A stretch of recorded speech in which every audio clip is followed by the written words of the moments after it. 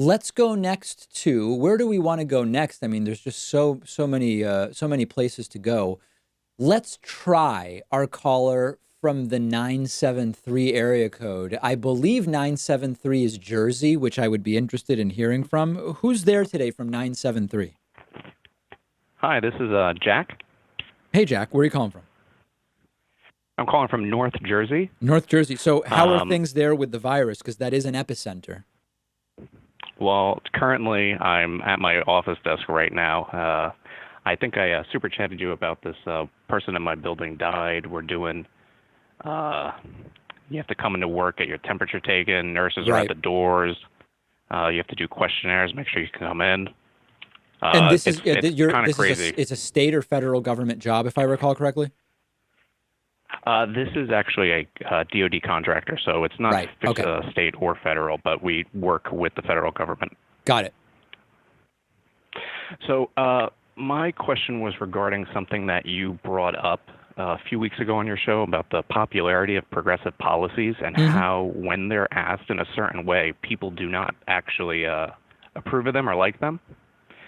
And I think you could say that for most policies, and one of the reasons why the right and conservatives able to gain so much popularity and win elections is because they know how to properly phrase what they want to get the American people to stand behind them. Mm. There was a great book written in 2004 after the Bush reelection called "Don't Think of an Elephant" by George Lakoff, Of and course, have read it the and whole book is have about, interviewed George about it. Very important book.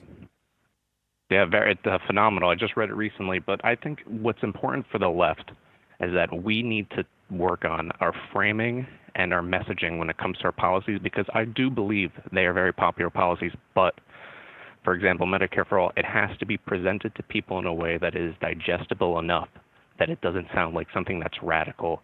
It doesn't sound something that's crazy or impossible. It sounds something that's realistic. One of the ways I think that could be done is when we think about people arguing for more money going to the military, they say we need to strengthen our country, we need to have a strong defense, we need to protect Americans. I would argue should use that same type of language when saying we need a universal healthcare system. You know, we need we need Americans healthy. We need a strong working base. We need strong citizens. Yes. Health is strength. Health is safety, etc. And Right. We are a yeah, strong that's about it. country when everyone has the ability to stay healthy. And we don't want to be, I mean, it's almost like getting into this alpha beta lame language that they use. We don't want to be beta by being weak and not letting people get the health care that they need. You're sort of getting into that idea of strength versus weakness, alpha versus beta. Yeah, and that's I believe how a lot of people think. Yeah. You know, the strong father mindset. I also want to interject one more thing about the election in November. Yeah. I am a libertarian socialist, a member of the DSA. I volunteered for Bernie. I've donated for Bernie. I've phone banked for Bernie, and I'm going to be voting for Joe Biden in November Beautiful. because not voting for the person who's directly running against Trump is helping him get elected. So I'm trying to Yeah. minimize as much damage as possible.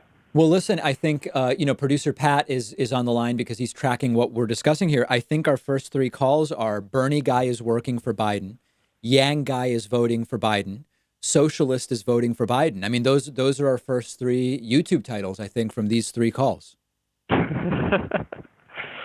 All right. Well, thank you very much, David. You're doing a great job. All right. Appreciate it. Appreciate it. Great to hear from you and stay safe there in New Jersey.